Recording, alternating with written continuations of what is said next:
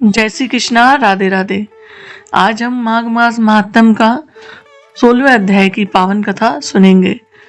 ऐसे वचन सुनकर प्रेत रोना बंद करके विनीत भाव से कहने लगा कि हे द्विज, किसी बड़े पुण्य में मुझको आपके दर्शन हुए हैं। बिना पुण्य के साधुओं की संगति नहीं होती। और फिर उसने पहले जन्म का वृतांत कहा कि भगवान विष्णु के द्वेष के कारण मेरी यह दशा हुई है। जिस हरि का नाम यदि अंत समय में मनुष्य के मुख से निकल जाए तो मनुष्य विष्णु पद को प्राप्त होता है। जो सबका पालन करता है उसी से मैंने द्वेष किया। यह सब मेरे कर्मों का दोष है।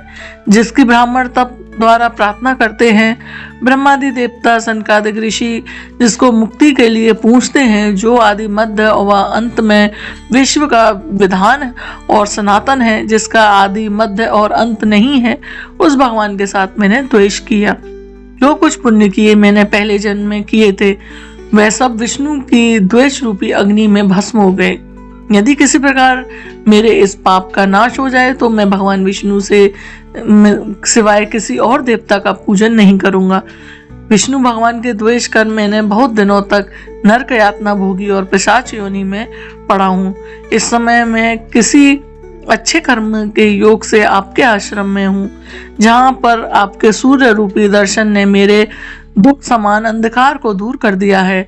अब आप कोई ऐसा उपाय बताइए जिससे मेरी यह पिशाच योनि दूर हो, क्योंकि सज्जन पुरुष उपकार करने में देर नहीं करते हैं।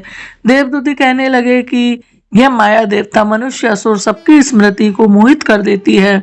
जिसके धर्म का नाश करने वाला द्वेष उत्पन्न हो जाता है।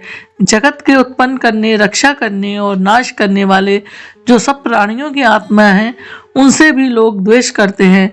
जिसके अर्पण करने से सभी कर्म सफल होते हैं, उनकी भक्ति से मुख मोड़ने वाले मूर्ख कौन सी गति को प्राप्त नहीं होते। चारों वर्णों का वेदोक्त हरि का भजन करना है उत्तम है, अन्यथा कुमार्ग में चलने वाले मनुष्य नरक के गामी होते हैं। इसी कारण वेद विरुद्ध कर्मों को त्यागना चाहिए। अपनी बुद्धि से बचे हुए धर्म के मार्ग पर चलने से मनुष्य परलोक के पथ का भी नाश करते हैं।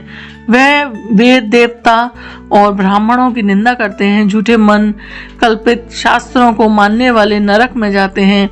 देवादिदेव विष्णु से विमुख होने वाले नरक में जाते हैं, जैसे द्रविड़ देश का राजा नरक में गया। इस कारण इनकी निंदा नहीं करनी चाहिए और वेद में ना कही गई क्रिया को भी नहीं करनी चाहिए। लोमस जी कहने लगे कि ऐसा कहने पर मुनि ने पिशाच को सुमार्ग बतलाया कि माघ मास में तुम प्रयाग में जाकर स्नान करो, उससे तुम्हारी ये पिशाच योनि समाप्त हो जाएगी। माघ मास में प्रयाग में स्नान करने से मनुष्य पहले जन्म के सब पापों से मुक्त हो जाता है। वहां पर स्नान करने से मुक्ति प्राप्त होती है। इससे बढ़कर कोई और प्रायश्चित नहीं है। संसार में यह मोक्ष और स्वर्ग का खुला हुआ द्वार है। गंगा और यमुना का संगम त्रिवेणी संसार में सबसे उत्तम तीर्थ है। पाप रूपी बंधन को काटने के लिए यह कुल्हाड़ी है। कहाँ तो विष्णु सूर्य तेज गंगा यमुना का संगम और कहाँ यह तुच्छ पाप रूपी तृण की आहुति। जैसे घने अंधकार को दूर करने वाला शब्द का चंद्रमा चमकता है, उसी तरह संगम के स्नान से मनुष्य पवित्र हो जाता है।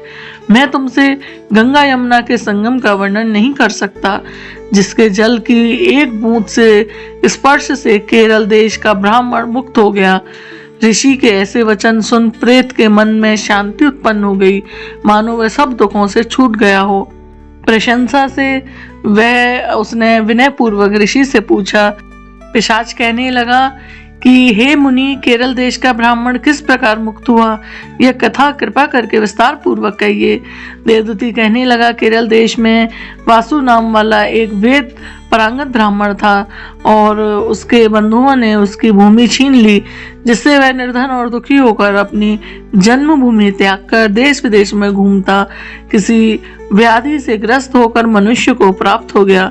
उसका कोई बांधव न होने के कारण उसकी और वैदिक क्रिया नहीं हुई और ना ही उसकी दाह क्रिया हुई। इस प्रकार क्रिया के लोप होने से निर्जन वन में प्रेत होकर चिरकाल तक फिरता रहा। शीत ताप भूख प्यास से दुख से हाहाकार करता हुआ वह नंगे शरीर रोता फिरता था, परंतु उसको कहीं सद्गति नहीं दिखाई देती थी। सर्वथा दान न देने से वह अपने कर्म फल भोगता था। जो लोग अग्नि में आहुति नहीं देते, भगवान का पूजन नहीं करते, वे आत्मविद्या का अभ्यास नहीं करते, अच्छे तीर्थों से विमुख रहते हैं, जो लोग दुखी लोगों को स्वर्ण वस्त्र तांबूल रत्न फल तथा जल नहीं देते, तथा छल कपट से जीविका प्राप्त करने वाले, दूसरों तथा स्त्रियों का धन हरने वाले, पाखंडी, कुटिल, चोर, बाल, वृद्ध तथा आतुर और स्त्रियों पर निर्दयता करने वाले, आग लगाने वाले, विष देने वाले, झूठी गवाही देने वाले, कुमार्ग पर चलने वाले, माता पिता भाई बहन संतान तथा अपनी स्त्री का त्याग करने वाले, जो सब तीर्थों में दान लेते हैं, पालन करने वाले, स्वामी को त्यागने वाले, गौर तथा भूमि के चोर, वेदों की निंदा करने वाले, प्रथा द्रोह करने वाले, प्राणियों की हिंसा करने वाले, देवता गुरु की निंदा करने वाले, ये सभी बारंबार प्रेत पिशाच राक्षस तथा बुरी योनियों में जन्म लेते हैं। अतः बुरे कर्मों से बचकर धर्म के कार्य तथा यज्ञ दान और तप आदि करना चाहिए, क्योंकि कर्म फल अश्व में मिलता है। इस प्रकार प्रेत की गति देखकर पाप कर्म कदापि नहीं करने चाहिए। ब्राह्मण कहने लगा कि इस प्रकार उस केरल ब्राह्मण ने उस पर्वत पर अधिक समय व्यतीत करके एक मार्ग में एक पथिक को देखा, जो 2 गगरियों में त्रिवेणी का जल लिए हुए था, आनंद पूर्वक भगवान के चरित्र का नाम गान कर रहा था। प्रेत ने उसका मार्ग रोककर कहा कि तुम डरो मत, इस गगरी का जल मुझको पिलाओ, नहीं तो मैं तुम्हारे प्राण ले लूंगा। देवदत्ती कहने लगा कि दुखी, दुर्बल, नंगे, मुरझाए हुए तुम कौन हो? पैरों में पृथ्वी को स्पर्श ना करके चलते हो। लोमस जी बोले, प्रेत यह वचन सुनकर कहने लगा कि ऐसा होने का कारण सुनो। मैंने कभी ब्राह्मणों को दान नहीं दिया, अत्यंत लोभी, क्रियाहीन, दूसरों के अन्न से पालन करने वाला था। मैंने कभी किसी को भिक्षा नहीं दी, न दूसरे के दुख से दुखी हुआ। प्यासे प्राणियों को मैंने कभी जल नहीं पिलाया। मैंने कभी छाता जूता दान नहीं किया, ना किसी को जल का पात्र दान किया। औषधि किसी को नहीं दी, ना मैंने अपने घर में कभी किसी अतिथि को ठहराया, ना अतिथि का सत्कार किया।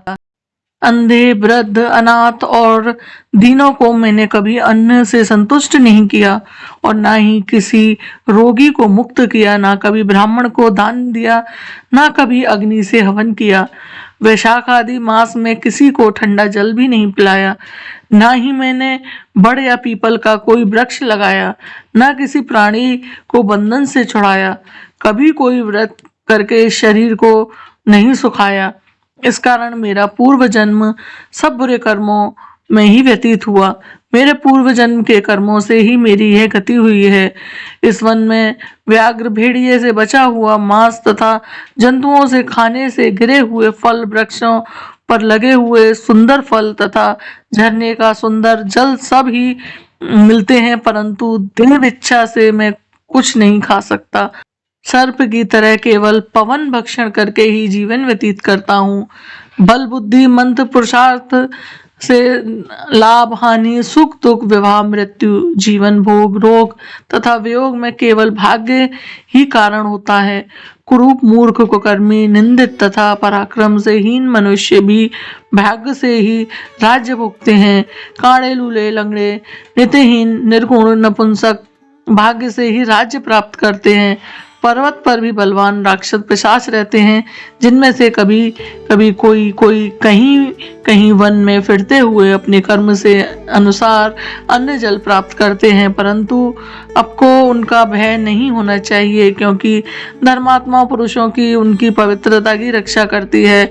ग्रह नक्षत्र देवता सर्वथा धर्मात्माओं की रक्षा करता है। यह पिशाच आप जैसे भक्त की तरफ आंख उठाकर भी नहीं देख सकते। जो नारायण भगवान की भक्ति से पवित्र रहता है, उसको प्रेत, पिशाच, पूतना कोई बाधा नहीं दे सकते। भूत, बेताल, पिशाच, गंधर्व, काकिन, डाकिन, शाकिन, ग्रह, रेवती, यज्ञ, मात्र ग्रह, भयंकर ग्रह, कृत्या, सर्प, कुष्मांड तथा दूसरे दुष्ट जंतु पवित्र वैष्णव की तरफ देख भी नहीं सकते। जिसकी जिह्वा पर गोविंद का नाम, हृदय में वेद तथा श्रुति विद्यमान है, जो पवित्र और दानी है, उनको कभी भय नहीं हो सकता। हे ब्राह्मण, इस प्रकार कर्मों का फल भुगता हुआ मैं यहाँ रहता हूँ, ऐसा सोचकर मैं शोक नहीं करता। एक बार मैं जमवालिनी नदी के किनारे पर गया था। वहां पर घूमते हुए मैंने सारस से वचनों को सुना था। भक्तजनों, आज की पावन कथा माघ मास का 16वां अध्याय यहीं समाप्त होता है। शेष चर्चा हम कल अगले अध्याय में करेंगे। तब तक के लिए जय श्री कृष्णा, राधे राधे, जय श्री हरि।